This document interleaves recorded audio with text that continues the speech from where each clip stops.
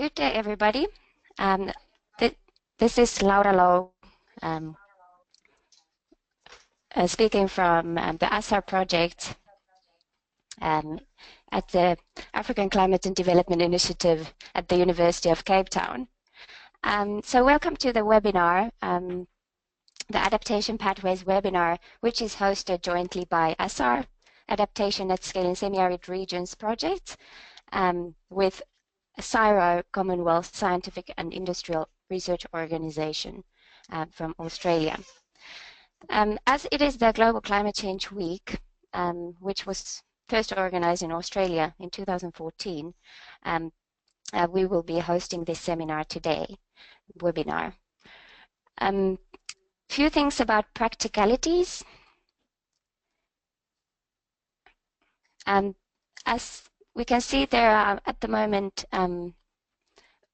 47 attendants. We are expecting quite a lot more over the next 10 minutes or so. So at the moment, your computers are automatically mute. So as we progress with the program, we request you to make comments in the chat box. So you can see the click arrow on the right panel. And all the questions then will be discussed during the question and answer session, as mentioned in the program. So I would like to start by introducing you all to Professor Mark New. Mark is the Vice Chancellor for Climate Change and Director of the ACDI here at the University of Cape Town. He holds a joint appointment as Professor of International Development at the University of East Anglia in the UK. And his research focuses on climate change detection, processes, scenarios, impacts, and adaptation. He sits on the South African Climate Change Science Committee, the Africa Future of Science Committee as well. Please go on, Mark. Okay. Good morning, everybody. It's my job to facilitate and chair this seminar. And the first thing I want to do is give us a brief introduction to the purpose of the seminar, and secondly, explain how that links to some of the other research that's happening within the ASSAR project, who is co-hosting this with the CSIRO. So the objective of this seminar is really to do two things. One is to, or three things actually. One is to get an understanding for those participating of the theoretical background to this concept of adaptation pathways as it's been developed over a number of years, particularly by CSIRO. And that will be a presentation by Dr. Russell Wise, who's been working in this area and working in CSIRO to develop both theory and practice and understand pros and cons of adaptation pathways.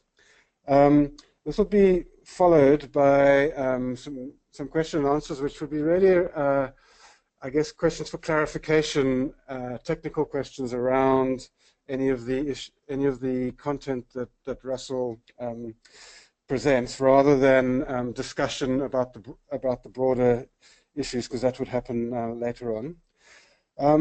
That would be followed by two more practice-oriented presentations. The first by James Butler, who will be giving a presentation on his experiences in applying adaptation pathways in real-world context, in a developing country context.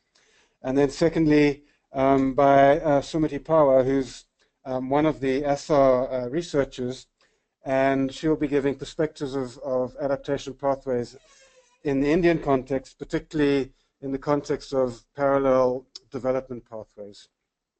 So, just quickly, I don't want to take up too much time, but in terms of explaining what ASSAR is around, ASSAR is a big multi-institution research project.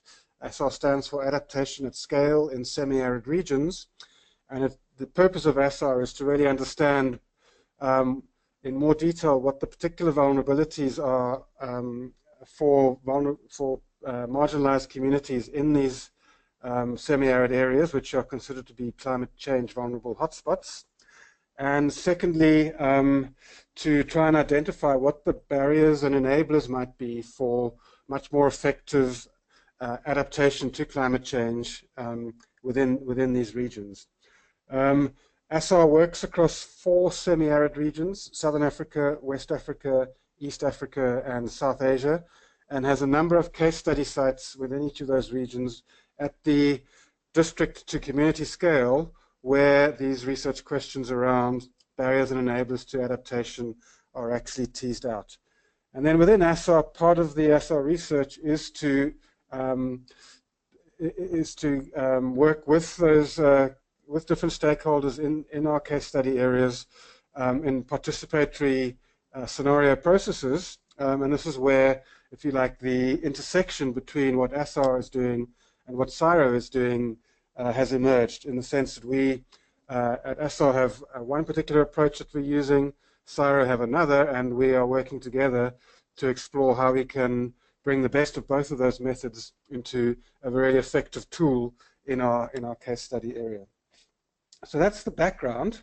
What I really want to do now is just introduce our first speaker, Russell Wise, who's from CSIRO.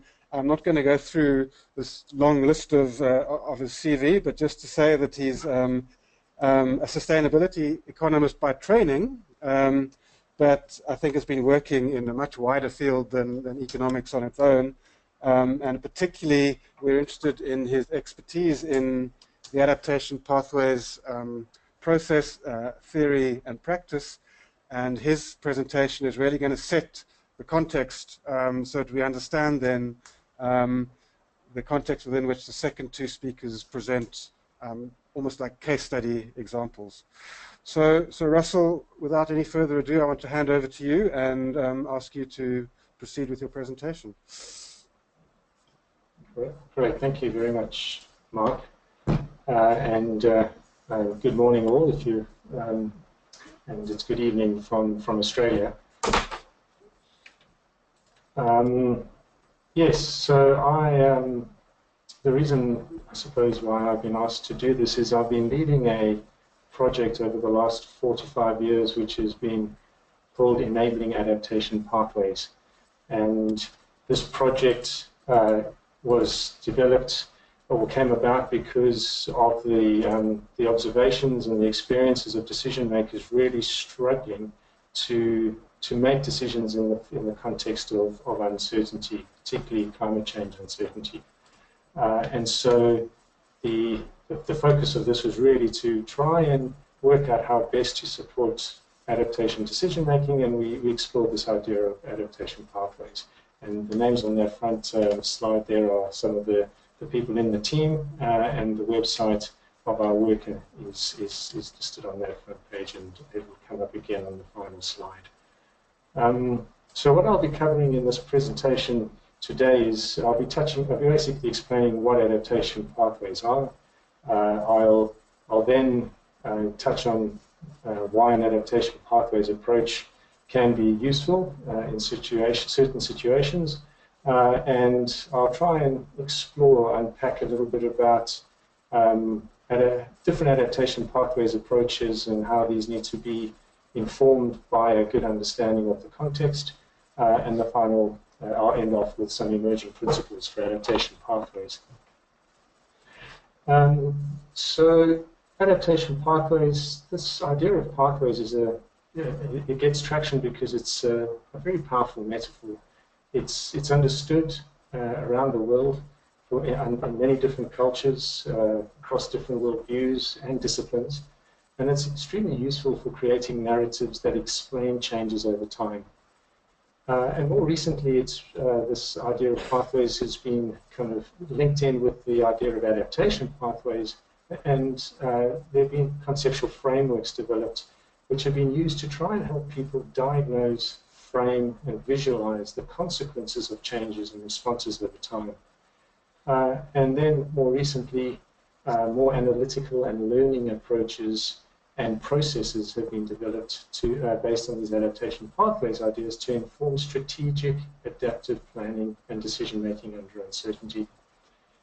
And so what I'm going to do is just to show quite a 4 or 5 different examples about how adaptation pathways, the analytical approaches and conceptual approaches have been developed and applied, and this will hopefully give you an idea of some of the key, I suppose, principles and practices of how to do adaptation pathways. And what I'll do is I'll start with what would probably be considered the archetype or the iconic adaptation pathway, and this is the Thames Barrier route map. And this was probably one of the first real attempts to turn a complicated and difficult adaptation set of decisions into a manageable adaptation pathway of clearly delineated sequenced options.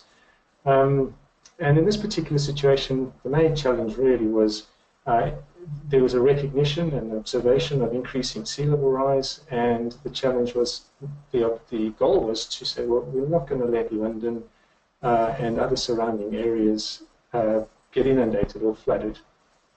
The other challenge was, I mean, this can obviously very easily be done by building a new barrier with locks and barrage, but at substantial cost. And so the other key priority there was to try and do this in an efficient and effective way. And the biggest challenge there was that there wasn't any real clear understanding. There was a lot of uncertainty about the level at which the sea would rise and also the timing of that rise. So an important part of the adaptation pathways approach really was to try and start to explore possible scenarios of whatever that key controlling variable is that of concern, or the main controlling variable that the threat that needs to be managed. Another key dimension to all of this was to identify what are the options that are available to us in order to be able to respond or manage the changes in that sea level rise.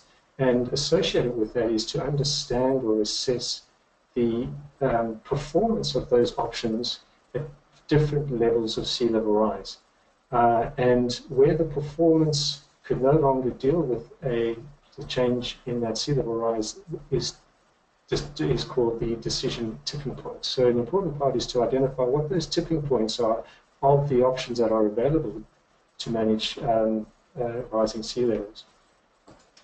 The other thing was to identify other aspects around decision lifetimes, such as the lead time. So if you have alternative options, it's important to understand how long it takes for those options to become implementable or legitimate or legal. And these are called decision lead times. And then all of this information, therefore, goes into helping inform or identify what your particular triggers are that instigate a re-evaluation of a particular decision or path that you're on. And these are called decision triggers, which consider the decision tipping points, lead times, and thresholds that might be crossed as sea level rises. The other example is the work done by Marlene Hasenhut, which is called the Dynamic Adaptive Policy Pathways approach. And again, they've done a great job at turning pathways into clear route maps. And in this particular example, they recognize that there are a lot more actors involved, and decision makers involved. And so it was important to recognize that different optimal pathways exist that represent the different perspectives of those different actors. And an important part of this is that the development of these pathways is done in a participatory process, and these maps can then go into those deliberative processes for negotiating appropriate ways forward. Both of these approaches are amenable to route maps because there is a clear goal and there's a clearly identified decision maker with an agency and the mandate to identify and act upon the options that have been sequenced in the pathway. Another particular example is more backward looking, and it was done by Campano and Fazy, and they analyzed the pathways of socio-ethnic groups in terms of how different assets that were held or accessible to different socio-ethnic groups in a Transylvanian village changed over time in relation to significant changes that they had to respond to. And I'm going to go through some of these quite quickly now. It's just really indicative of how different people are internalizing and thinking about adaptation pathways. This is the one for New York City, where the flexible adaptation pathway represents the actions and responses taken to make sure that that community and the society remains within acceptable risks. Another example, which is in Australia, was for the lakes entrance. And in this case, this is obviously close to the coast and a threat of inundation. And what they did was identified 3 different triggers, depending on that were based on the frequency and the duration of inundation events, and these catalyzed different stages of an adaptation pathway. And each of those stages or steps comprised a suite of different options or activities. Okay, so essentially what we find is that there are a whole lot of consistencies across all of these pathways approaches. Firstly, they're designed to incorporate flexibility into planning in order to deal with uncertain, often novel change. All of them have learning as a key objective and as an underpinning process, some more so than others. They're all based on understanding of scenarios, thresholds, adaptation tipping points, decision triggers, and decision lifetimes. They all focus on decision makers or decision processes, as opposed to a geographical region, for example, which is often the scale at which vulnerability assessments or resilience assessments or risk assessments are often done. They're guided by the goals of avoiding maladaptation and staying within boundaries of acceptable risks. And they can be translated into visual aids such as route maps for communication purposes. Okay, so most of this is a bit of a summary about from what I've just said, but why an adaptation pathways approach is useful is that they are very widely and easily understood. They're powerful visualization tools. And this cannot be understated in terms of the use in narratives to try and influence policy agendas. And the third one is that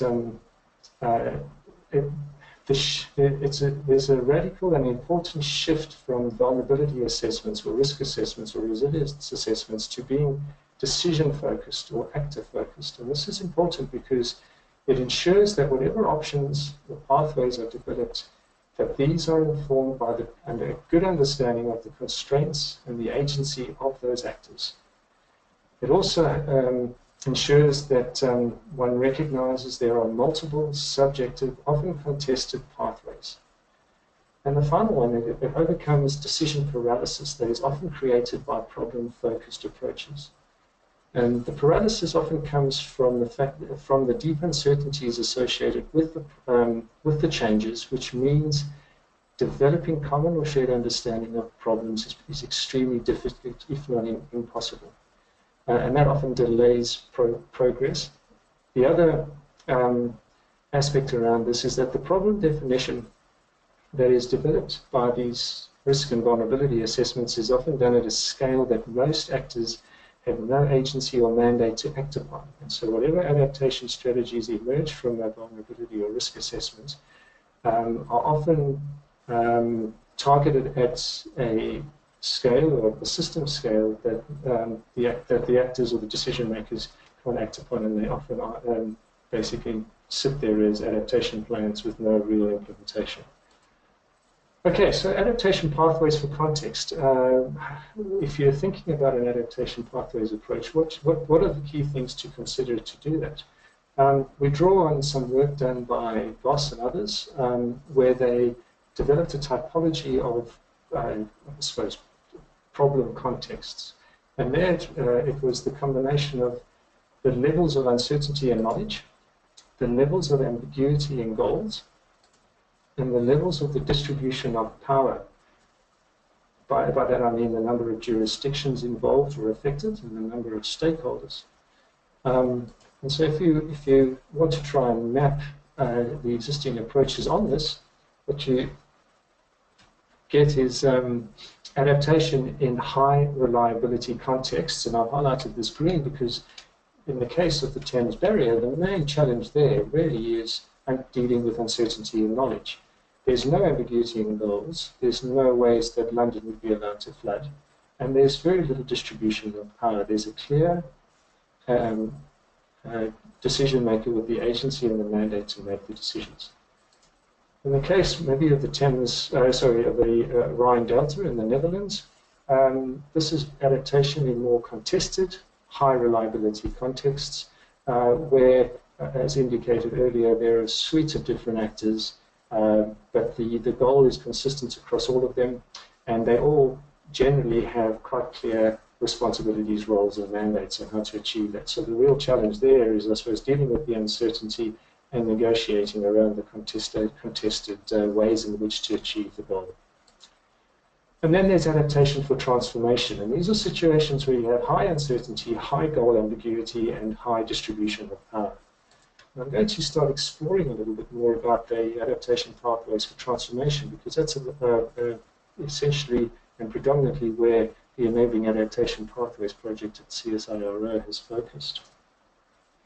And this is important, this transformational aspect is particularly important when one has a look at the projections of mean global warming. What's quite clear from the recent projections, the recent trajectories of greenhouse gas emissions and projections of greenhouse gas emissions, is that we are well on, even above the runaway to over here. So it's highly likely that global warming is going to get to 3 or more degrees warming. So the Paris Agreement is effectively unattainable. The other thing is that's come out in the IPCC Fifth Assessment Report is that the risk assessments for different temperature changes do show dramatic increases in the risks at lower increases in temperature. And this also applies to risk assessments associated with increased atmospheric carbon dioxide concentrations and ocean acidification. This has implications for livelihoods. There are a whole lot of aspects about existing livelihood strategies that are going to be called into question. A whole lot of tried and tested ways in which we get food, the cultural practices, the livelihood strategies that are adopted are going to be fundamentally challenged by ecosystem changes at the scale that is likely at even greater than a 1.5 degree warming. The same applies to ecosystem management. This is going to challenge the management strategies that are currently known and have historically been quite effective at managing our ecosystems, but it also calls into question the values that we should be managing these ecosystems for. Should we be managing for biodiversity? Should we be managing for water, for carbon, or should we be managing for the interests and the values of private individuals in terms of their homes, protecting them from fire, and in terms of their homes, protecting them from inundation from sea level rise at the expense of coastal ecosystems? These are fundamentally new challenges that challenge our prevailing sets of institutions and our cultural norms and values. So some of the thinking then that we developed was adaptation pathways as a diagnostic tool where if you have a particular decision maker, they could either be in an adaptive space, which means that they can make decisions. They have the mandate, the agency, they have the legitimacy, and they are legally allowed to make certain adaptation decisions. And this is the case for those route map examples for the Thames Barrier and in the Rhine Delta. But what we're finding for all of the work that we do with livelihoods in developing countries and for ecosystem management, where species are going to be ecosystems are going to be fundamentally transforming and species ranges shift, is that a lot of the time our institutions, prevailing institutions, will not allow certain adaptation options because they will not be seen to be legitimate or they will not be legal. They will be in breach of existing regulations or conservation objectives or national biodiversity acts. So what's quite clear in this case is that in the context of quite substantial changes to that adaptive decision-making space, if we assume that our decision-making space is going to be okay, we could, in the very near future, find ourselves in a very maladapted situation. So what does this actually mean? Conceptually, what this means is that we might, at the moment, have a whole suite of current climate compatible options. But with environmental change, these options are slowly going to become less and less viable and less applicable under a changing environment. We therefore need to develop future approaches, and these could be quite different from our existing approaches. So adaptation is essentially getting from here to here, and not necessarily trying to stretch and drag these options out as long as possible, but actually fundamentally letting go of tried and tested and developing something that might be fundamentally novel. And then the challenge to that is that there are multiple feasible futures, and we don't want to act too soon or too late. We also need to maintain flexibility where possible due to that uncertainty. So there are two main capacities that are required to think strategically about adaptation under this type of framing. We need the capacity to think about and understand how different the future might be, and what the implications of this are. Some key capabilities, therefore, require that we are able to think about, imagine even, the scale of the ecological changes and the values that are going to be affected. This has all sorts of implications, therefore, for what the objectives are of conservation, of ecosystem management, and of livelihoods, and therefore what the different management approaches are that would be appropriate for achieving those new objectives under transforming ecological systems. We also need the capacity to be able to identify, plan, and make different decisions. The challenge is not only that we don't know how, but we also are disincentivized and not allowed to do this. So there are many barriers for us to be able to do this transition to alternative future livelihood strategies and alternative approaches to ecosystem management. These barriers or constraints are created or emerge from the decision context in which decision makers have to make their decisions.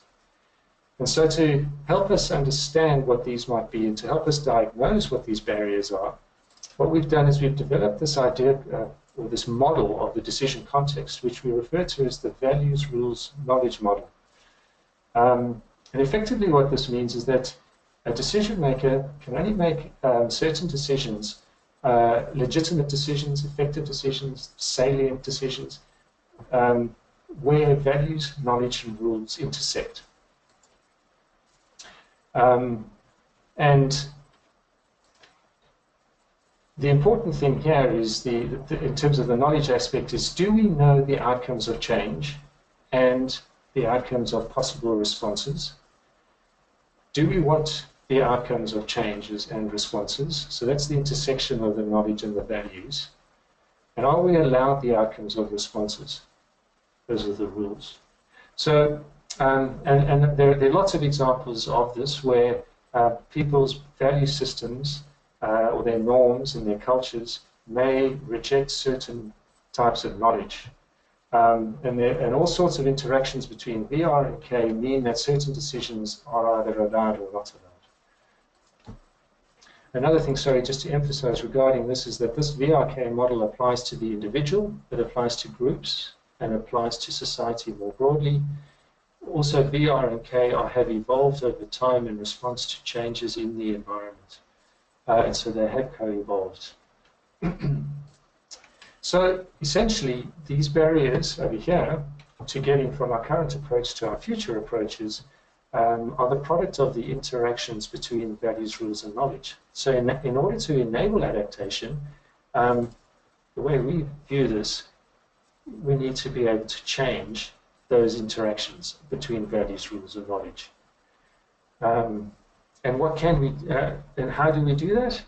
So this is a different way of viewing adaptation pathways. What we really need to be doing today is starting either values-led initiatives, rules-led initiatives, or so knowledge, values, or rules-led initiatives in order to change that decision context of future decision makers so that they can make the options that are currently not available to us, like coastal retreat, for example, or allowing species to, well, keeping species in place, for example, is not an appropriate conservation objective in the context of large-scale environmental change.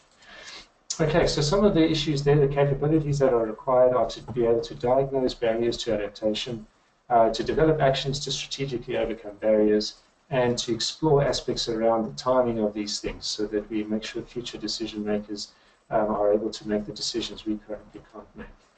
Okay, so I'm going to just quickly start to summarize this all now. This is the second last slide.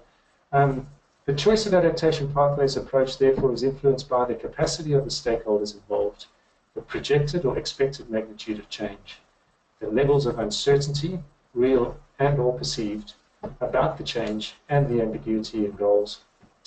It's affected by the numbers of affected stakeholders across jurisdictions and the barriers and opportunities to decision-making in terms of the rules, values, and knowledge. Okay, so this is the last slide then. There are some of the adaptation pathways principles emerging.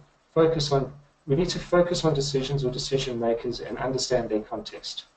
We need to be able to monitor and learn from responses and environmental changes. Very much a big part of this learning needs to be focused on what are the preferences and values that people have for fundamentally transforming systems, and how do we make sure the institutions can recognize those and make sure that we can preserve them and manage for them. We need to focus on linking long-term climate implications to immediate needs without closing off options. We need to develop new ways of thinking about and even imagining the future and the unprecedented transformational change. We need to be able to expect to tackle systemic or VRK causes of vulnerability while being aware of the mainstreaming transformation paradox.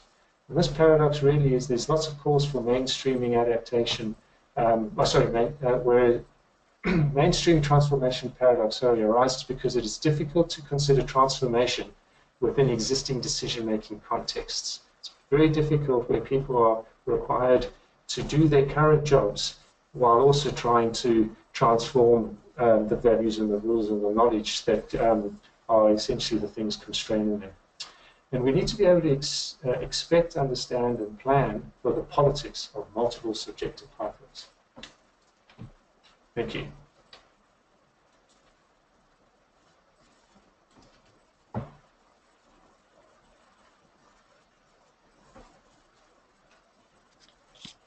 Thanks very much, Russ.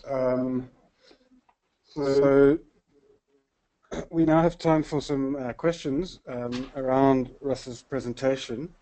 I have one question that's come through on the chat box from Monica Colbesa, which is asking Russ whether you're aware of any examples of using adaptation pathways in cities of the developing world, and especially in Africa. And I think that links to a question that I had as well, which is a question of scale. At what scale, in your experience, does the adaptation pathways approach actually work really well? So I'm thinking of a city scale, and a city as an organization, a very complex organization. Is that too complicated, or in the sense that there's just too many different actors and agendas in there, and you need to focus in on a specific issue within a city, for instance, or can one apply them at a city scale in a more kind of holistic sense? Okay. All right, so the first question was around adaptation pathways in a city, particularly in Africa. Not that I am aware of. Most successful applications of adaptation pathways have been done in relating to infrastructure investments and what I refer to as high reliability environments, where, and it's usually utilities like energy and water provision, where it's legislated that you have to provide clean water reliably. Or power is not, power has to be cheap, reliable, can't break down. So those high reliability environments provide a context in which an adaptation pathways approach is ideal. And so all the examples that I know of, and most of them are in developed countries, unfortunately, have applied to those high reliability environments. Unfortunately, unless other people are more familiar with the African context, I can't think of any offhand. In terms of the scale, most, from my understanding, most transformations occur bottom up, and so I would, if you need to if you need some large, well, you didn't actually ask me about transformation, did you, Mark? It was just about adaptation pathways applied at different scales. Absolutely. I can, at the moment, I know in the Australian context, this is not related to climate change, it's related to responding to the radical technological disruptions being caused by innovations in new transport systems. The Australian government recognises they have to fundamentally change the and reform the revenue mechanisms around transport. So as people shift away from using fuel to using electricity, and shift away from driving to automated cars, those types of changes really call into question the sustainability of mechanisms to generate revenues for governments, which have historically been based on, fuel taxes, etc., or insurance fees or whatever. So the way that they're planning to do that kind of system transformation, I suppose, or reform, institutional reform, is through small-scale trials of different little policy options at different scales. And some of those are at the scale of cities, of Tasmania, for example, exploring those kinds of options. So what it does require is willingness and commitment and coordination of the interested and affected decision makers and stakeholders. And that allows you to do the scaling up or the scaling down.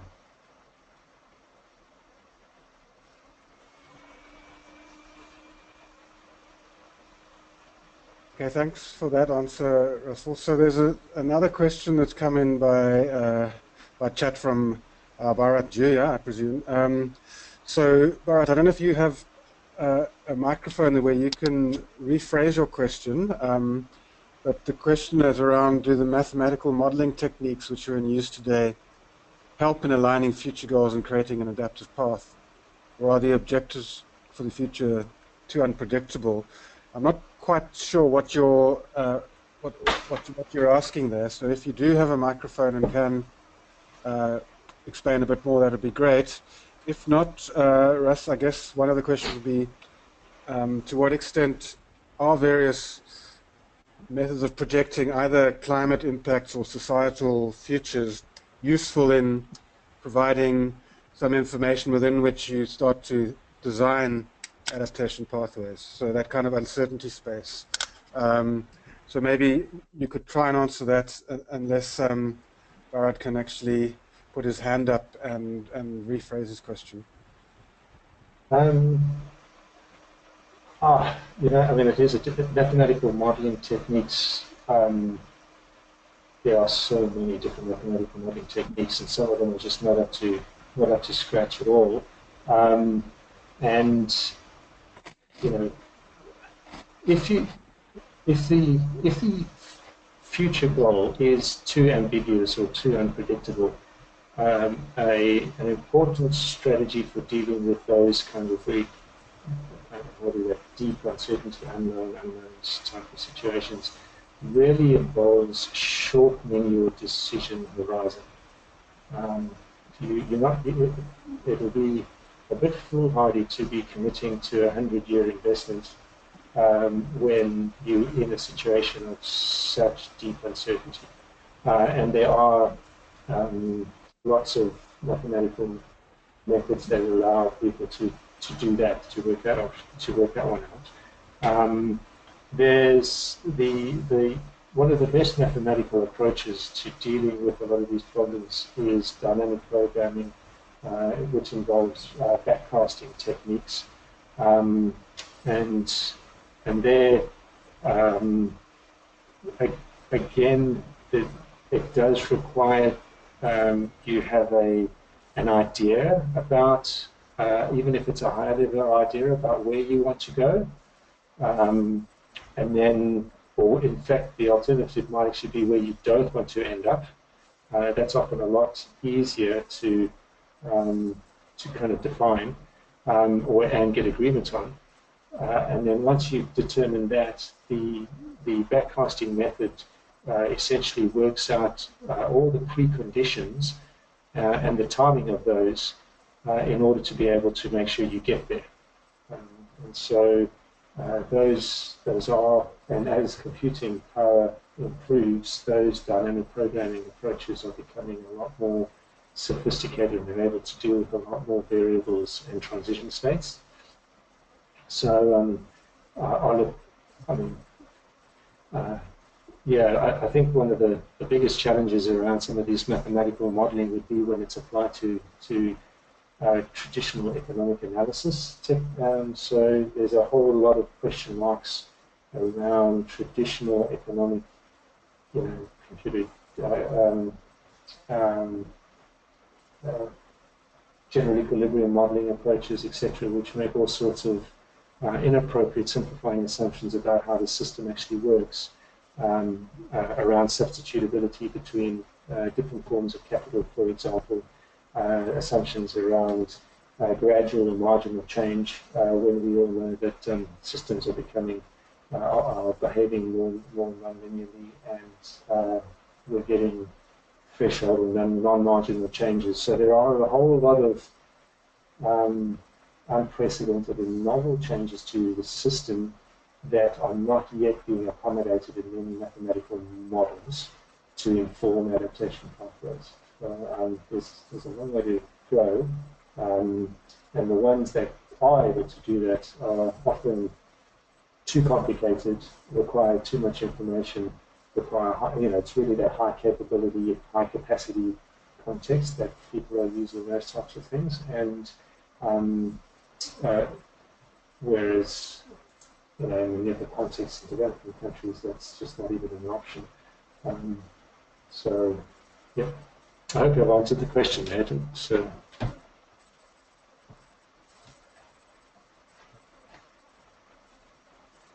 Okay, thanks, Russ.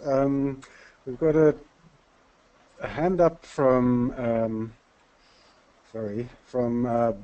Badulai. So if you are able to ask your question, please ask your question now.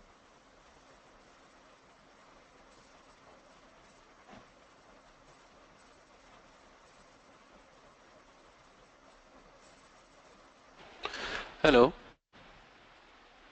Hi there, go ahead. Hi. Thanks. I think it's okay by now. It's okay for me. I have no question.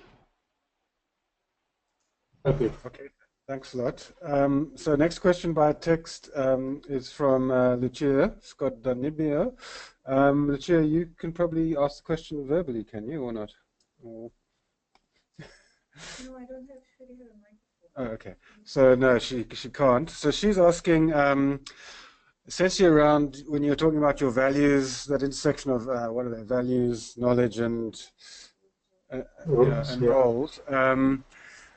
Are you seeing cases where there's an openness to people starting to reconsider their current values?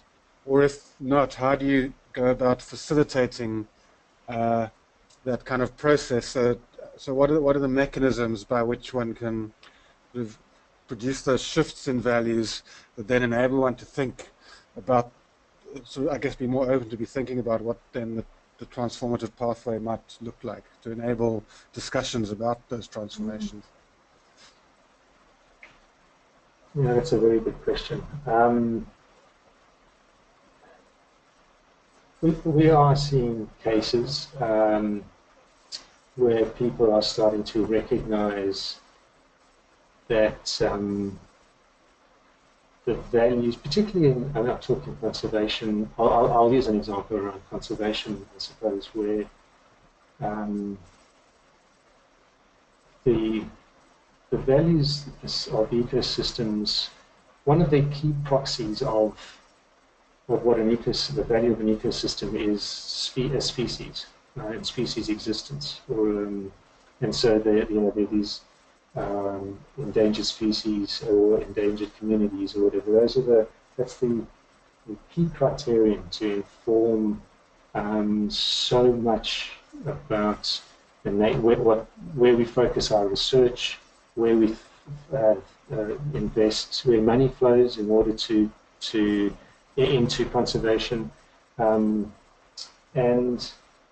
what we're starting to see is what a poor indicator that is for the diversity of values that people have for the environment. There's environments are valued for a plurality of things, and it's not just species. Species is what is kind of enshrined or entrenched by the acts and the regulations and the legislation around conservation. Now, in the context of climate change, what we're finding is that people are starting to recognize that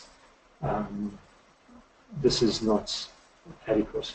And we need to start to have a better understanding about what it is about the environment that people actually value, and how do we understand how those values are going to change over time, and how do we get those values better expressed and accounted for in our institutions. And so these conversations are starting to happen, where some of the processes that we're developing, a critical precondition for people to start to think about reconsidering values is that they actually have to recognize or acknowledge that ecosystems are going to transform. They're going to change in fundamental ways in structure, function, and structure, function, process. And unless there's a recognition of that or an acknowledgement of that, people won't start to reconsider what values are important and what values that we need to be starting to manage for. And so a big part of what we do is try and develop processes with stakeholders for them to recognize that in the context of large-scale change, the existing sets of values and rules are not going to enable us to manage our ecosystems for what we're supposed to be managing them for in that kind of context of change. So that's just one example. We're a long way away in terms of having conversations about what values we should be prioritizing along the coast in the context of sea level rise and quite substantial sea level rise. There are going to be quite explicit trade-offs that will have to be made, and these are between private values and public values, or private values and environmental values. And it's from recent experiences in Australia and elsewhere around the world, what generally happens is that the private values around private assets like houses, etc., are prioritized over environmental values or public values. And those are particularly difficult, highly contested you know, areas, and as researchers, I suppose it's becoming increasingly important for us to be able to understand that, recognize it, and engage in the politics and power dynamics associated with some of these things, particularly if we want to be seeing outcomes that are well adapted as opposed to maladapted. And so if equity is a critical issue, or if justice towards nature is a critical issue for our society, then some of these conversations have to be had. And I would suggest that that's part of the adaptation pathway. So if in the context of the coast, if retreat is an option or is something that we have to be considering in order to make sure that we don't lose our coastal ecosystems, the pathway then would necessarily involve starting, possibly at the local level, but maybe even nationally, having conversations about what it is about the coast that people value, and then starting to have conversations about how we can enable a retreat policy which might involve things like setting up savings mechanisms to compensate coastal landowners, setting up insurance mechanisms, developing green bonds, developing resilient bonds, for example, so that when we do have to retreat, we have the money in place to be able to do it. If we don't do that, the default will be protect private property. And so from our perspective, we do have time, and we need to be, and these things, there's a lead or a lag time associated with getting a retreat policy in place. So the pathway needs to be focused on what knowledge do we need in order to get values activated, or to elicit new values, or to shift values, in order to be able to then put pressure on and inform shifts in policies, institutions, market mechanisms that will help us get the outcomes we want. So my suggestion there would be, what we need to do is start to understand what knowledge we require about the nature of change, what values are at risk. We need to start having conversations at different scales about which values we want to see in the future. And once we have that knowledge and those values, we should be able to start to inform the nature of the policy responses that are required in order to be able to make sure those values are there in the future. Okay, thanks, Russ, for that one. We're reaching the end of the question and answer session, so I think we'll call an end to questions on Russ's presentation now, and move on to the next talk, which is by James Butler. Now, James is also at CSIRO, is a sustainability scientist, but who spans his interests across economics, different forms of ecology, from the water and marine, and he's worked across a number of different areas in Southern Africa, Europe, and Australia. More recently, he's been working in the Asia-Pacific region, looking on issues in Northern Australia, Indonesia, and Papua New Guinea, and interested in livelihood development pathways, so thinking about adaptation pathways, but from a livelihoods perspective, and the trade-offs that are involved, and particularly the need for participatory action research within those processes. So James is going to give us an example, or three examples of applying these adaptation pathways into practice, or development pathways into practice. So James, over to you. Thank you.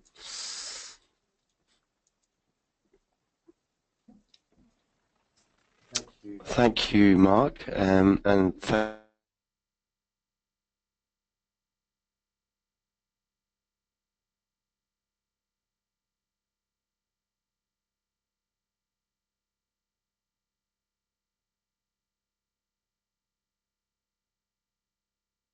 thank you, Russ, for so as Mark alluded to, part of the work that we're doing in CSRO in the Asia Pacific region is trying to actually apply these concepts of adaptation pathways um, and putting the ideas into practice.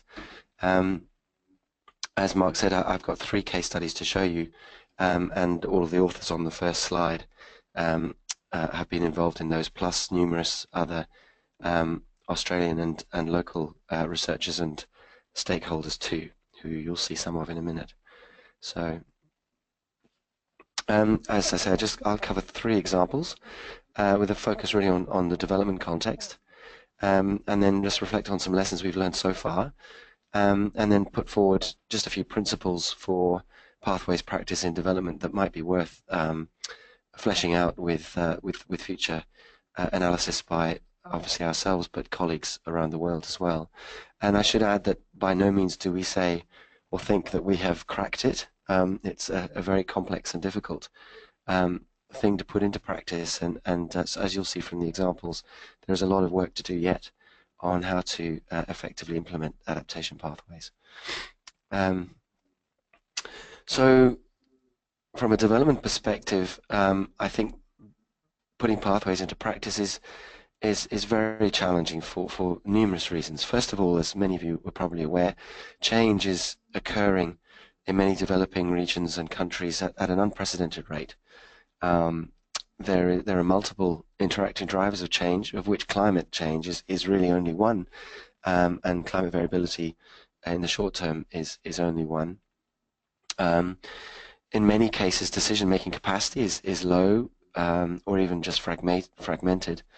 So thinking back to Russ's typology of different adaptation pathways, you're really in the sphere of multiple stakeholders, multiple goals, very low capacity, and not a lot of knowledge either. Where planning processes do exist for development, they're generally very top-down, and that means that it's not necessarily the most vulnerable that are being included, and they're often the most marginalized.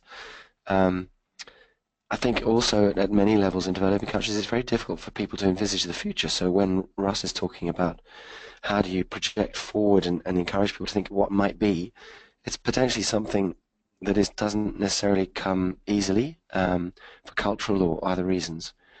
There's also multiple development initiatives and interests going on at any one moment, from the public sector, government, and at the various levels, to the civil society sector, NGOs and so on, and international donors, and private sector as well. And so it's very hard to coordinate and integrate what is going on in any real sense, and from my perspective at least, a lot of what you see could simply be called chaos, with very little coordination and integration between multiple stakeholders. But in general, I think probably thinking of Russ's diagrams, there's still quite a wide option space. So in other words, that adaptive space is still there and not really polluted yet, if you like, with potentially maladaptive or path-dependent decisions. But having said all of the above, there is a high risk of maladaptive decisions being made in probably the next short period of time, a matter of years instead of decades, which will determine outcomes for vulnerable communities in developing regions. So the first example I wanted to talk to you about is in Indonesia, where there is an existing community development planning process, which is actually quite sophisticated, and it's called Musrembang. And what this Musrembang does is to integrate on an annual basis local village stakeholders with district stakeholders with provincial stakeholders to work out what are the priorities for development in any given district or sub-district. And so our objective with this project was to try and integrate a pathways approach and tools into this existing development planning process, using, in this case, 6 sub-district case studies in the islands of Lombok on the left and Sumbawa on the right. I should add this is a rural setting largely, so we were talking largely about rural livelihoods, either inland or coastal. And I'd also just to add that we've recently published all of the tools and results from this project in one volume of climate risk management. So if you want to see further details of it all, please go and find that. So at the moment, the community development process of Musrenbang, as I said, involves engaging stakeholders at different levels every year. But having said that, the system is not working well in that it doesn't necessarily represent local people's views very well. Women and more marginalized community members are not necessarily included. Knowledge is very much provided from a top-down perspective, and political elites manage to hijack the process regularly to meet their own wishes and desires. So what we wanted to do was to carry out scenario planning at these different stakeholder levels, including adequate representation of all relevant stakeholders, including at the local level, but looking at men, women separately, and also the youth, who I haven't actually included on this slide as a picture. And the idea was that those scenario planning workshops would develop what we call no-regret strategies for development from the perspective of those different levels. And then in a fourth stage of the planning process, we would bring together all of those stakeholders and their no-regret strategies and carry out an integration, prioritization, and also an evaluation of the programs that are currently going on or are planned in those sub-districts to see how they compared and matched or not. And ultimately the idea was to develop a community development pathway or adaptation pathway for each of those sub-districts we used as case studies. In this next slide is just a diagram to illustrate the scenario planning workshop process and how we utilize scenarios to develop pathways. So we look at livelihoods today in the sub-district, and then we also project forward at roughly 30-year intervals. And the first step was to consider drivers of change for livelihoods, and they would include technical information such as climate change and climate change projections, population growth projections, but also local perspectives on change such as cultural change and modernization and economics and so on. Then, as is usual with scenario planning processes, which many people I'm sure are aware of, you would use those drivers of change to create future scenarios along, in our case, a very rough scale of better to worse. And we would, first of all, design a livelihood vision. So where would the communities and all the stakeholders wish to be in 2090? The reason we chose that date was because it enabled some level of intergenerational consideration. So we would actually say, where and how would you like your children, your grandchildren to be living? And that vision, as Lucia was asking a bit earlier, in many ways helped to reveal the values of the different stakeholders as they currently stand, but also to challenge perhaps some of the values that are changing, not necessarily for the better today, and revisit what people really want to see for the future. And then, as I just mentioned, using the drivers, we would create scenarios of change ranging from a sort of a best case scenario where everything is utopian bliss, through to a sort of a more of a business as usual scenario where things tend to deteriorate or stay much the same as they are. And for us, what's important about this is that these scenarios represented the range of future uncertainty around which development had to be planned. We then looked at the potential impact on human well-being driven by ecosystem services, largely because we were looking at rural communities, and used a very simple model in a participatory mode to analyze that if the business as usual scenario was to occur. And then we looked at adaptive capacity of all the various communities in the sub-district today, And then based on the adaptive capacity strengths and weaknesses and potential impacts and the drivers of those impacts for 2030, which is not far away, we would design no regrets adaptation strategies, which in theory would be capable of heading the communities towards the livelihood vision while accounting for all of the future uncertainties and avoiding maladaptation. At the same time, we would identify actions and decisions that needed to be taken in the short term and the sequencing of those decisions in order to implement those strategies and actions. And so that's really how we derive the no-regret strategies from those 3 scenario planning or workshops of the scenario planning at those 3 different levels from the previous slide. Then in the next workshop, the 4th stage of integration, prioritization and program evaluation, we'd bring together the stakeholders again and integrate all of those strategies and reprioritize them, and then develop what was called a sub-district climate compatible development plan. And in this particular slide you can see the various stakeholders working through that process, ranging from technical experts to local women's groups to Provincial Food Security Department to the National Bureau of Meteorology and Geophysical Science and village leaders and so on. And that's where we really hope that we would generate a great deal of learning by comparing and contrasting people's values and perspectives on the future issues that they were bringing to the table.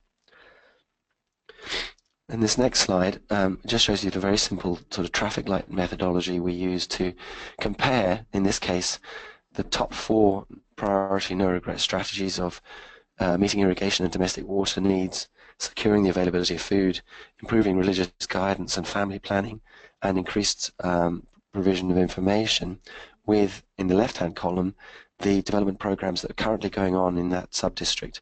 And in this case, there's a list starting with provincial government development down to the district development, national development program, and also all the way down the bottom there into NGOs and their development programs. And red would indicate that one of those development programs was not delivering one of those priority no regret strategies. Green would indicate that it was, and yellow would say it was planned. Sorry, yellow is that it happened and it stopped. Purple was planned. And the process around this enabled people to unpack a lot more why, particularly in the red areas, things weren't happening that maybe should. And even for the green areas, if they were working or not, and how the delivery of those programs could meet the no-regret strategies. So there was a big discussion behind all of this to help analyze what decisions need to be made better to implement the priority no-regret strategies. The next example I want to give you is community development in Papua New Guinea, PNG, which, again, the objective was to integrate this pathways approach and tools into community development planning. But the difference here is that capacity is much lower in Papua New Guinea than in Indonesia, and also there is no formal Musrembang process, at least not yet. And so we were dealing with the situation of far lower stakeholder capacity and far more uncertainty and lack of information and knowledge. And some of this is published in a paper in Coastal Management, which you'll see at the bottom there. And I'm not going to repeat what I showed you before for the Indonesian example. We used exactly the same approach, but I just wanted to touch on some of the interesting outcomes that emerged. So in this case, in the finalized sub-district climate compatible development plans, we focused on these 2 red sub-districts, which were regarded to be the most vulnerable in this island of New Britain. And what I want to show you here is that no regret strategies that were prioritized for each. If you look at Bali Witu, the one on the left, you can see that the first 3 strategies are all around population control and population growth. So they want to, as a priority, enhance gender-sensitive education around family planning. They want to introduce a 2-child policy. They want to encourage emigration off the island to other regions of the country because they are running out of resources, and social unrest is increasing as a result. And that will make them far, far more vulnerable in the future to any impacts of climate change or other shocks that might occur. Interestingly, number 9 there is build seawalls for areas exposed to sea level inundation. The reason that that dropped right down to the bottom, and this is for an island, is because there were significant risks associated with that, in that if sea level rise does not occur, then building massive seawalls and spending money on that, let alone maintaining them, would be potentially a waste of money that could have been spent on some of the higher priority issues. So that was not such a no-regret strategy. On the right-hand side, you can see for the sub-district of Hoskins, similar issues around family planning to control population growth. In this case, they've got an issue with immigration, which is resulting in mixed marriages and significant conflict. All of this is related to the oil palm industry, which attracts labor into that region. And if you look at strategy number 5, one of the things that was regarded as important to manage all this conflict was training for local community members in conflict resolution. So the reason I show that slide is just to illustrate the kinds of strategies that people were aiming to implement through a pathways approach. And in the next slide, this is a group of mixed stakeholders actually working out what are the priority strategies, actions and decisions, and in what order they need to occur, and how or are they being delivered or not being delivered by development programs. And suffice to say that the traffic light map for this particular exercise was largely red. The third example I want to give is around food security programming in Ethiopia. And this is really focused on the Global Environmental Facility, who are reviewing the way that they program their multi-million dollar investments into development projects. And in this case, they recognize that their previous approaches have been far too siloed, and they're not really achieving the results that they had intended. So they, working with CSRO, asked us to provide a systems-based approach to program design using something called the Resilience Adaptation Pathways and Transformation Assessment, RAPTA, which is really an amalgam of all of the different approaches that I'm sure many people on this webinar will be aware of, but stitching them together into a process which enables the identification of adaptation pathways. And this has been published recently by O'Connell et al. And is available on the CSRO website, which Russell gave earlier. In this case, the diagram you see is a mix of stakeholders from international or national donors and agencies, not community members, not district decision makers or NGOs at the local level. So this is very much focusing on very high-level stakeholders involved in program design for food security in Ethiopia. The next slide just shows a schematic of the process that is used to work through potential pathways. So it starts with a scoping step, and then engagement and governance analysis with the key stakeholders. They then develop a theory of change for the program that they're trying to introduce, and then part of that is analysis of the system from a resilience perspective, a system assessment, what condition and state is it in, and as a result of that, what are the various options and pathways to either maintain the system in its current state or to transform it into something different. And out of all of that, there is a learning component, which, as you'll see by those circular arrows, actually is intended to occur all the way through the process rather than just at the end, in order to reflect and review all of the previous steps. So the next slide just shows the result of the process that was undertaken for Ethiopian food security for GEF. What the process yielded was identification of 3 potential pathways to reach food security that's both resilient and sustainable over time. The first pathway is around resilience and maintaining the identity of the system as it currently is. That's the red pathway, which is based on maintaining pastoralism as it currently is, providing insurance to cope with shocks, climatic shocks, and improved natural resource management around pasture management and vegetation management. But it was considered that that would only probably yield better availability of food, not necessarily more access or utilization of food.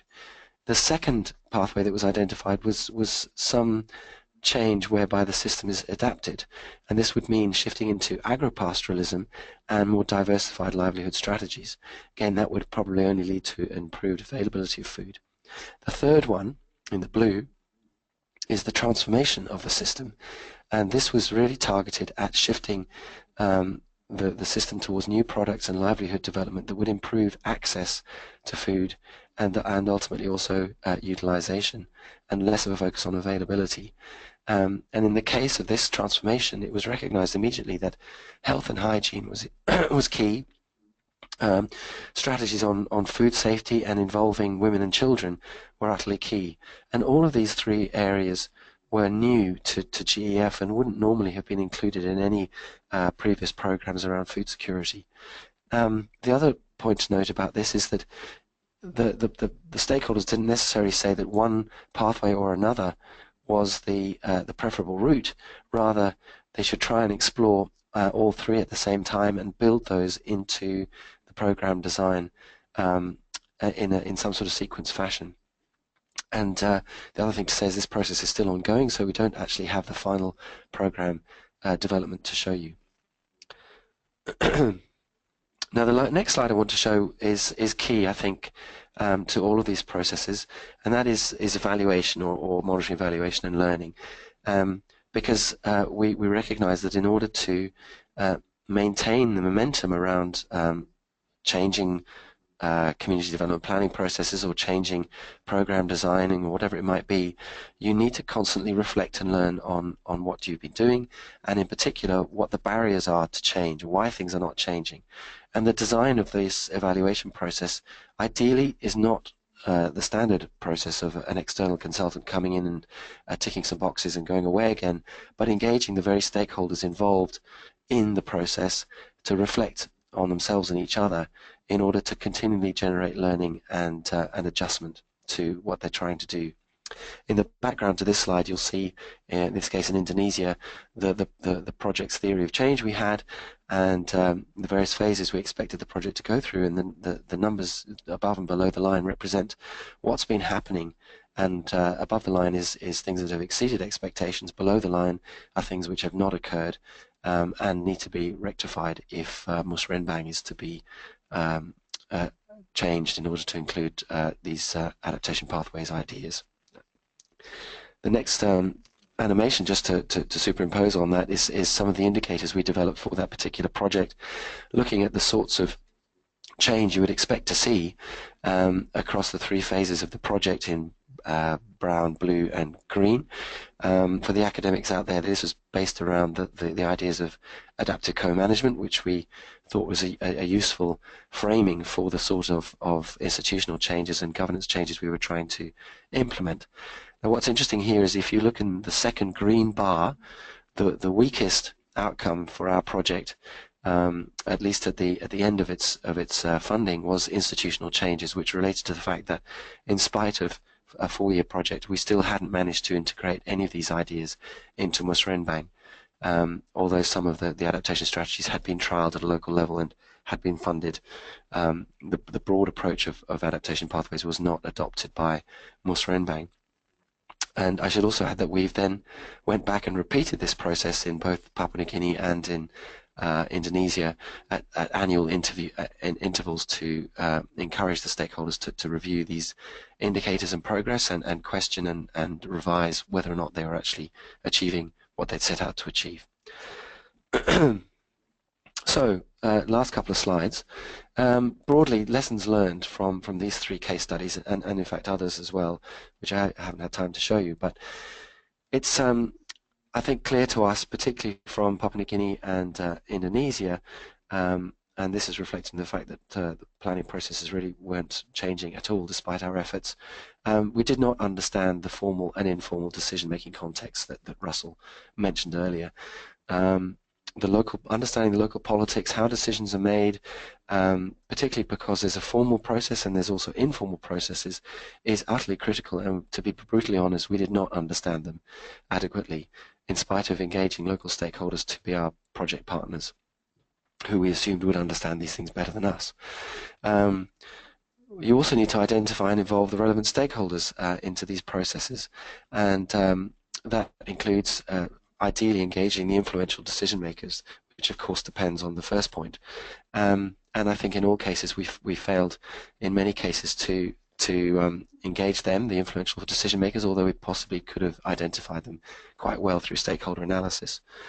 The other thing was absolutely clear is that in these situations of low capacity, particularly in Papua New Guinea and Indonesia, you have to allow significant time to build the capacity to think about pathways and to instill the processes and the tools. And I would say that in very low or low capacity conditions, you're really looking at least 5 years, which has implications for the resourcing and the design of projects. The same is true for the Ethiopian Raptor exercise. Running through that iterative process takes a long time and is not simple. And the more stakeholders you engage, the longer it takes. The fifth point is that I think to cover the issue in the fourth point, you really need to think about how you're going to generate change agents to drive the process over the long term and to take windows of opportunity. So our processes did explicitly try and encourage these sorts of people to emerge, and they have been champions over the years since the project's ended in trying to make the adaptation pathways practice and implementation happen. But again, they are to some extent hamstrung by the political situations that they're operating within. The windows of opportunity for them to actually make change or promote change are few and far between. The one exception I'd give to that is that in Papua New Guinea last year we had an El Nino drought, and that actually opened a window of opportunity for a lot of the ideas that we'd introduced in the previous 2 years to be taken up, but only because we'd generated local change agents. Final point on lessons learned is that just introducing pathways thinking to a planning process is in itself potentially transformational, because it is challenging to some extent the institutional rules, values, and knowledge that Russ mentioned earlier. And if it empowers the most vulnerable communities and members in decision making, clearly that is a potentially transformational process in its own right. So I think it's important to think of these sort of capacity building processes as critical in the adaptation pathway itself. So the last slide, some broad principles here for pathways in development thinking at least, is that we think that you should probably work within existing planning governance systems rather than inventing your own new one, because the rate of change and churn that's going on makes it very, very hard for anybody to absorb anything new. So rather go with what is already there and adapt that rather than create something new. In areas where capacity is particularly low, for example, Papua New Guinea, it might be that you actually have to look to sort of the informal planning processes that have emerged, for example, through the private sector, who will probably engage through corporate social responsibility their local stakeholders. So that's an option. Secondly, it's utterly critical to understand the formal and informal governance and politics that surround the strategies that you're trying to introduce. That is no small task. Thirdly, it's very important, I think, to provide some sort of value proposition for the participation by powerful actors in your processes, and that requires some thought and potentially some skullduggery in terms of thinking about what on earth would enable the Minister for Planning to come to a workshop when he's so busy doing something else, instead of sending a minion who has no agency and probably won't necessarily feed the results back up the hierarchy. As I said just previously, I think the process that we've been trying to develop of actually building the capacity for pathways is itself part of the adaptation pathways process, because it reveals the values, it reveals the rules and the knowledge that is required, and generates social learning that is necessary to envisage the future and potentially the transformation that's required to get there. Participatory evaluation, I think, is a critical component of the process, and in many ways Russ's decision points that he represents as small arrows, circular arrows, the evaluation at those points is really critical to help people redirect their efforts or to make decisions in the capacity building process or the pathway itself. And finally, and certainly not least, it takes a long time and significant resources to build capacity and to then ultimately see adaptation pathways thinking adopted and implemented in an ongoing iterative process in a development context. So thank you very much.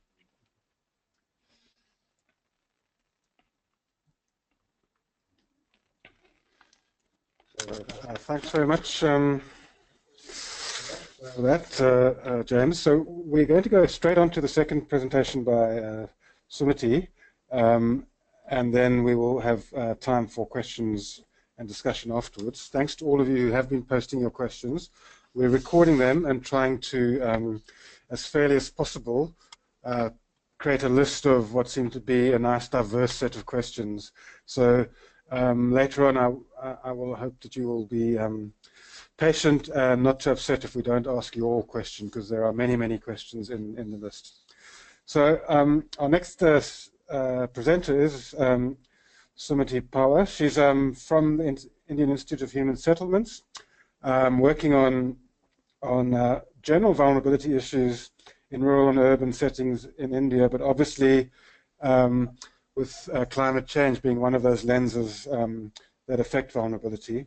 And she's involved in the career program as an ASSAR researcher, looking at vulnerability issues and adaptation options within the urban to rural sort of transition, if you like. So looking at both urban areas and the rural districts that surround and interact with urban areas. So Sumiti, over to you, and we look forward to your talk. Thanks, Mark. Thanks for having me here. We don't have much time, so we will go through the slides. I just want to introduce the fact that it's not just me. I have colleagues who've been working on this idea for almost a year. And to give an introduction to how we came about it, it was definitely independently of the adaptation pathways approach, which we became aware of over the last 6 months or so. We were trying to understand many interventions in urban and rural areas in India, which were not necessarily called adaptation, but had maladaptive potential. So we were trying to understand how we respond or support decision makers when they are undertaking a lot of projects, whether public sector driven or funded through donor agencies, and ending up implementing some changes in their landscapes, which would make those cities or regions or people living in them more vulnerable to climate change in the future. So just moving on to the next slide, we've called it development pathways because we are looking at a historical perspective. So we believe that adaptation pathways, as you've heard till now, start from the present, where they do look at the impact of decisions at each other, interconnectedness, but they take communities from now into the future, factoring in multiple perspectives, which is what we find also very useful in understanding development pathways, especially for those without power. What we've done in our work, which we are working towards a paper within ASSAR, is to bring in a historical perspective and illustrate how adaptation space becomes constrained. So I think there was one of the slides from Russell earlier which showed current climate change adaptation space becoming narrower, and we are finding the same. We are linking it to practices in the past and how they may constrain the adaptation space in the future, forcing transformation, which may be requiring a lot of investment. So we encountered a conceptual contradiction where we found that actions which were not termed as adaptation cannot be called maladaptation, whereas development trajectories that shape future adaptation can be maladaptive. So our approach is to link policy interventions not necessarily termed as adaptation, but resulting in a reduced capacity to adapt at various levels of governance. So we worked with definitions of maladaptation. We've looked at Barnett O'Neill, which was a 2010 work where 5 typologies for maladaptation were described, which started teasing out how adaptation actually links with sustainability. And elements of different social groups came up where certain actions would disproportionately burden those who are most vulnerable and would also get locked in. So the concept of path dependency actually came in from Barnett and O'Neill's work as we came across it. And Juhola et al. In their paper this year introduced questions of vulnerability which would also rebound. So it is not just shifting vulnerability within a group, within a region from one group to another, but also vulnerability coming back because the actions which have been taken right now are going to come back in the form of further risks, greater risks in future climate change, and would also be eroding sustainable development. So another recent work by Magnan et al., which we found useful for our concept and our concept of development pathways, is that of it being a process that is influenced by multiple drivers. So the spatial and temporal aspects that ASSAR is interested in researching and our work is also looking at were highlighted in Magnan's work. But yet here again, adaptation or maladaptation is what was first termed as adaptation. So our conceptual ideas come from pathways approaches. I think Russell has shown various examples of adaptation pathways. We have also looked at pathways approaches where past and current instances of policies and practices shaping current actions but also future, as well as questions of power. So what persists and what changes is also whose imagination or conception of the future actually gets implemented. So we have distilled these dominant trajectories by looking at adaptation and development as a continuum, which is something that we also found in our regional diagnostic phase of the RDS work in ASSAR, where we found that a lot of adaptation work in India is actually an extension of development work, whether it is framed in the rural or the urban context. We've used 2 illustrative cases, and the first one that I will speak to is the one on urbanization compromising ecological functionality in Bangalore.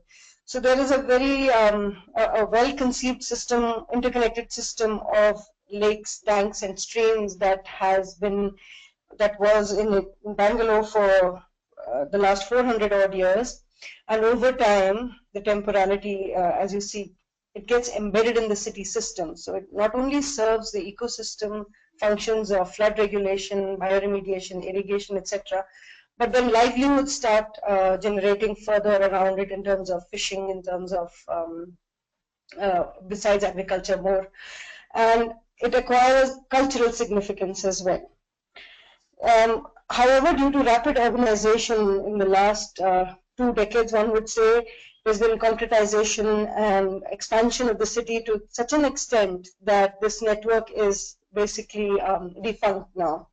And what we are ending up with is a higher risk of urban floods, and there's water scarcity. Water for the city is now sourced from way beyond. The consumption in the city is sourced from way beyond the city limits, around 100 kilometers away. As well, the access to nature, which was for those who do not have the capital accumulation strategies to source ecosystem ecological services, were the ones who depended on this tank system. It's no more available to them. So what we are finding in Bangalore is that there are sites, these lakes, the tanks are now seen as lakes, and there is elite activism around it, and protectionism, which forbids certain social groups from using those tanks. So the way we found the development pathways approach useful to understand it is because it is not just one intervention that made this happen. It has happened over the last longer than like 30 years, multiple decades. It is made up of responses from actors across different governance structures as well as communities, civil society groups. And development pathway is a useful concept to understand what has happened, which can then be built into an adaptation pathways framework if we are to nudge the system towards a lower risk status in the face of future climate risk of water scarcity, as well as a growing risk of urban floods from extreme precipitation or even moderate precipitation events. The second case, which is developed by my colleague, mostly Chandni Singh, is an example from rural India where she's distilled, again, a 300 to 400 year trajectory of input intensive agriculture in India, which changed from in the post-independence period through land distribution mechanisms and macroeconomic policies were then introduced during the Green Revolution. However, all these interventions did not change the low agricultural productivity in the country or poverty among farmers. And what we are seeing when we are focused on the urban is huge amounts of migration from rural to urban areas in India. So in the 2000s, climate change then enters the discourse through a threat as a threat multiplier. So there are now climate smart agriculture versus investment in large irrigation projects. That is the new way of trying to shift the current development pathway. However, we are finding that when a certain pathway has been followed for a long time, it sort of locks in the actors and the systems to continue on that path. So these have been mapped across this table or this graph of maladaptation implications by using sustainability as well as vulnerability indicators. What we have tried to pull out here is how economic and social and environmental aspects of sustainability play out in both the urban, which is to your left, and in the rural case. And then below that, the vulnerability indicators of exposure, sensitivity, and adaptive capacity. So what we are arguing is that maintaining climate regulation and water recharge functions of lakes has become expensive. So economically, we are locked into not maintaining them as lakes and allowing further building up of the floodplains. Access to lakes and the surrounds is denied to certain social classes who lack political power. Environmentally, these lakes are now cut off from the water network and serve very narrow purposes of cultural or recreational value for the residents. Similarly, we see in the agricultural market-centric agriculture as an unsustainable pathway that there is now regional concentration of benefits, and inequalities have been further entrenched. Aspirations are changing now, where a farmer aspires to be a modern farmer. At the same time, there is an agrarian crisis of debt and farmer suicide, with the exposure to global price fluctuations among most of the farming community in India. Environmentally, we are finding a lock-in where there is multifunctional degradation of groundwater, soil, and the ecosystem itself. So input intensivity is actually sometimes the only way for farmers to go unless they adopt very niche methods of organic or sustainable farming. What we find in terms of adaptation, there is further exposure to risks such as urban floods and erratic rainfall in the city. There is increased sensitivity because of the built-up areas of the city to the urban heat island effect. And at the same time, following Elmquist et al., when there is lack of access to ecosystem services for city residents, adaptive capacity reduces. Similarly, in the rural case, we find increased exposure to natural resource and market price fluctuations.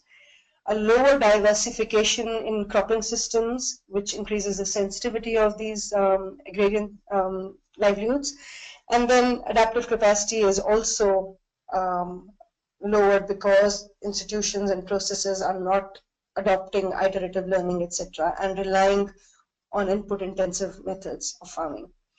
So there is unequal assets and power regimes being witnessed both across the urban and rural areas. By looking at these trajectories, what we conclude, therefore, are unless decision makers are able to view the decisions that are taken at at 5-year periods, or the terms that politicians are voted in for, they all add up to a trajectory which causes a constrained adaptation space for the future.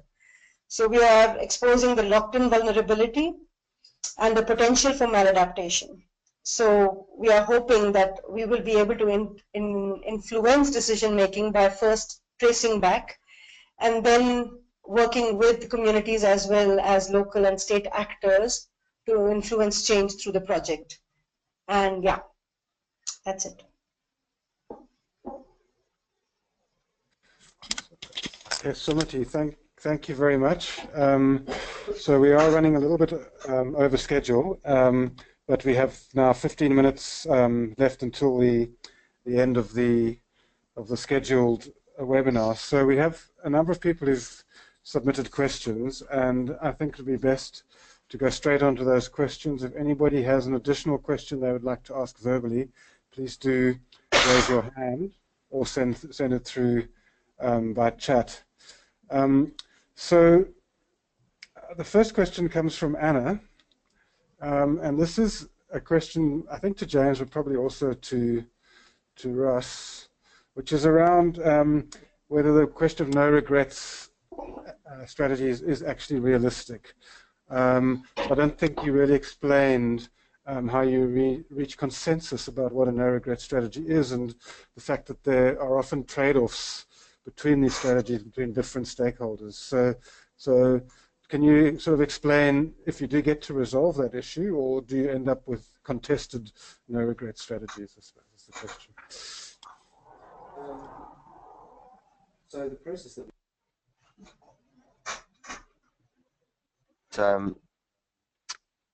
was to try and reach those no regret strategies through a process of ranking, which looked at a range of indicators. And so in a workshop where you have representation by numerous different stakeholder types and groups, their vote would all be equal. So the strategies that were ranked highest and most no regrets were voted for by consensus. That's not to say that some people favoured one over another, and there was some discussion in the workshops about what those sort of biases might be and so on.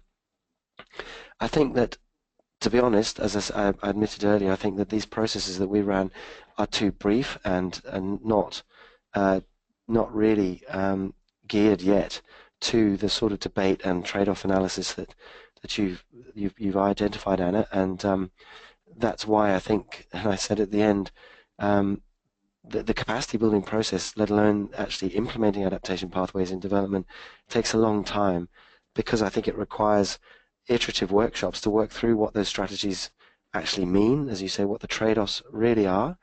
But I don't think there's any simple solution to any of this. As in life, there's always going to be winners and losers, and you try and ameliorate the politics as best you can in these sorts of development planning processes. But the reality is that there's always going to be some level of political gain or loss. But we didn't really get to the bottom of what those might be, to be honest. Okay, thanks, James. So I'm just going to head on straight with questions. The second question comes from Peter Baker, and he's asking, I think, a question that we all ask ourselves every now and again, which is the time and resources needed for these very interactive and strongly facilitated multi-stakeholder processes. And he says what worries him is the global cost to reach out to all rural populations with the sorts of work that you're doing. Any idea how much is needed? And he's worried that the cost will look prohibitive to donors, etc. So, have you thought at all about how you might deal with that sort of issue of going to scale in what are often very effective processes, but very resource intensive? I think that's the reason that I mentioned earlier, that I think you have to work with existing processes if you can, because that in itself provides a scaling up or scaling out.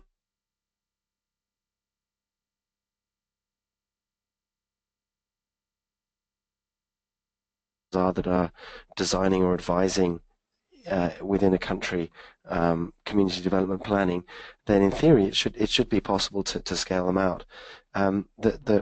The stakeholder engagement that we undertook in both countries, well, certainly in Indonesia, is not significantly different than what might happen in the standard musrembang process. So if you were wanting to see this process continue over the years, I don't think it would involve a huge amount of extra cost necessarily.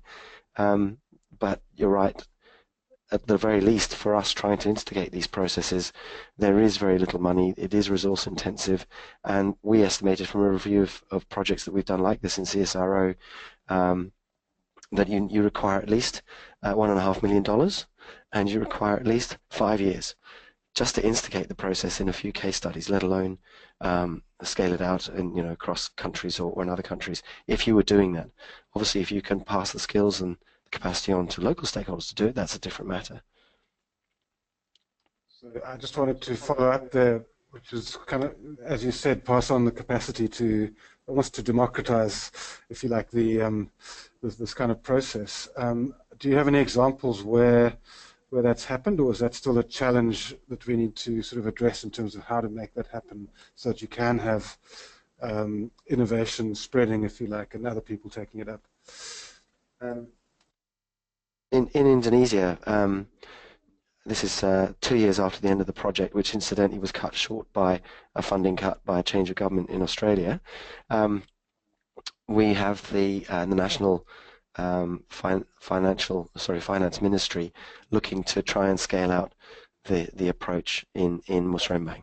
So it's taken a couple of years for them to actually move on the idea of scaling it out and integrating it into the existing process. In PNG, I think it's fair to say we've failed flatly. Going to the Ethiopian example, the Global Environment Facility has adopted this idea, particularly with the United Nations Development Programme, and is scaling it out there. So it is feasible, I think, but as researchers, I think we're naturally one.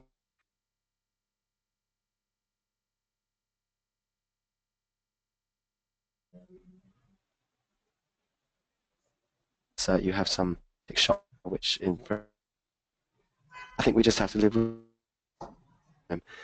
And we have to design our projects in such a way that our theories of change, our impact pathways, are designed to account for that and to build the capacity of local agents of change, or whoever they may be, to actually promote the kind of interest that we're beginning to get now from the Ministry of Finance in Indonesia. Thanks, James. Russ, there's a question for you, if you're still there, which is around to say something, if you could. This is a question. So I'm just trying to dig down here. From, I think this is a mix of two words, S. Algahaya or Hagya. But anyway, the question is these adaptation pathways or strategies that you've been talking about. Do they take over a space where we should rather be building resilience? So in the example of the Thames barrier, for instance, are you creating adaptation rather than going for a much more softer resilience-based approach? Or I guess the flip side to that question is, do you see adaptation pathways as inherently resilience building in another sense, at least in the decision and planning context? So perhaps you could comment on that question. Yeah, I suppose my understanding of, or my interpretation of the idea of adaptation, I draw quite heavily on the way Mark Pelling frames adaptation, which essentially incorporates resilience. And so, I think if we're looking at sustainability as an end point, then I would say that depending on context, what you would probably require is the full suite of strategies. Some of them you would probably, maybe in the shorter term, even want to resist change and really kind of build up the durability of the system to deal with those, and then until you potentially have the options to be a little bit more adaptive and resilient to, less resistant to the changes and more resilient to the changes, and then maybe even in the longer term you start to build the capacity to transform a system in the face of ever growing and larger changes. In many ways, resilience is not necessarily a good thing if it's, you don't necessarily want to keep bouncing back to the same state or the same identity in the face of transformational changes happening around you. And so I would really suggest that the adaptation pathways framing interprets adaptation as that continuum, from kind of resistance, resilience through to transformation. And I think you do the best way to achieve sustainability would require probably a mix of all of those at different times and in different places.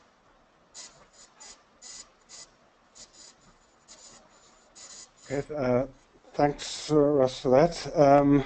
So a second question, or another question is from Mukesh, and this can go to, I think, all of the speakers, but it's really taking a complex systems approach and asking the extent to which emergent properties of a complex system, so this idea of emergence in complex systems, is captured in this transformative adaptation pathways approach. So I guess the question is, by designing pathways, are you encompassing the idea of complexity, which might allow for emergence, or maybe are you locking out the possibility of emergence because you're designing fixed pathways?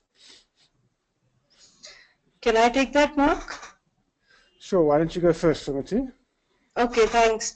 So Rakesh, yeah, I think what we came across in a lot of work by Robert Cates, etc., on transformation is that often it may start from the ground up, like an incremental process, for example, the greening of the Sahel. And then if you seem to be familiar with Gunderson and Holling's concept also, you've got emergence happening at that scale. But for then that to be scaled up or scaled out, you would need to find some way of replication, and that is where a kind of order or a pattern seeking starts from, say, the governance bodies. And one would say that you don't necessarily want to wipe out emergence, but you want to understand what triggers it. So if that can be understood, and that's what we are seeking, whether it's through adaptive transformation or transformational adaptation or sustainability, is well-being of our society and people within it. So if there are examples where, and that's why we always seek examples where things have turned out better or well, we are definitely encompassing or incorporating the idea of complexity and emergence, but it's a still. So the pathways approach allows you to see it temporally and spatially, but also understanding that not everything is in your control, and that everything that there is interconnectedness, spatially and temporally. So maybe complexity on its own does not capture the spatial and temporal aspects, because from a systems perspective, we focus more on boundaries and interactions between components and the mapping of that, whether through dynamic systems or metabolism flows, etc. But in a pathways approach, we then bring in questions of power and transition. So to me, there are aspects that come into the adaptation or development pathways approaches that are not necessarily captured in a purely complexity/SES framing. Okay, Marcus, thanks. Russ, Yeah, Russ, go ahead. Yeah. Yeah, this will just be a very brief response, and I think maybe I possibly didn't explain adaptation pathways clearly enough. The pathways diagram, or a pathway that an adaptation pathway that gets developed at a particular point in time, is never set. It's not locked in. It's not controlled. And if there is understanding that the system is complex and is likely to be a lot of aspects that are unpredictable, the adaptation pathway at a particular point in time, the whole point behind it is that you undertake an action, you observe what happens, you learn from it, and if there are surprises that come out, that emerge, the whole point of this is that it triggers another decision point, and then at that next decision point you develop an entirely new pathway.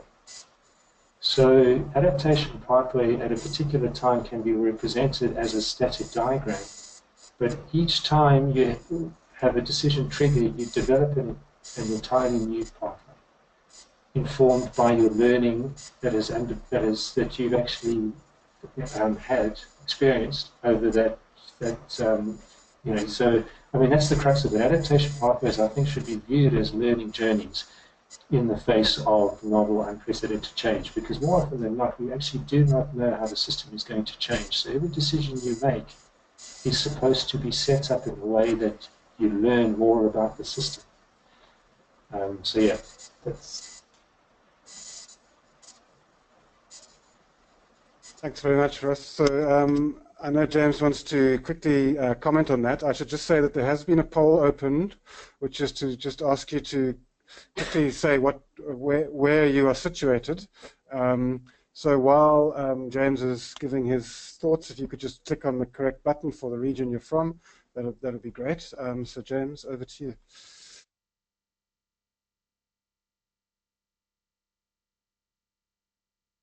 I wanted to respond to that quickly, to respond to partly Russ's idea that I think adaptive governance is key to pathways thinking, which in itself is potentially an emergent property of complex systems. And that's why the adaptive co-management literature to me is interesting as it is applied to adaptation pathways, because fundamentally that is about how you continually review, learn, and really set priorities on an ongoing basis, and the governance structures that you try to establish or that emerge to do that. And to me, that's why actually pathways is less about the decisions that are made, but how they are made, and the processes that can be established or emerge in order to do that.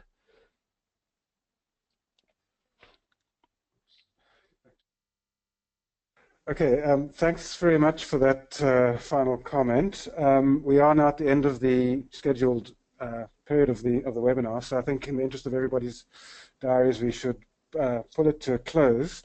I'll just make one comment, which is that yes, to some of those questions, we are recording this webinar, so it will be available for everybody to use afterwards, and I'm pretty sure that all the presentations will be available as well. I don't think there's anything too confidential in there that people won't want to share. And secondly, for those of you whose questions weren't answered, we're very happy to try and answer those individually afterwards. So we've got a record of those, and if we can figure out a way to do it, we can send short responses back so that you don't feel totally neglected. So I just wanted to say thanks to everybody for contributing, those who have listened, those who've asked questions, and of course our three presenters. I hope it's been useful to sort of look at theory and practice and the messy world of trying to enable adaptation, whether it's climate adaptation or other forms of adaptation.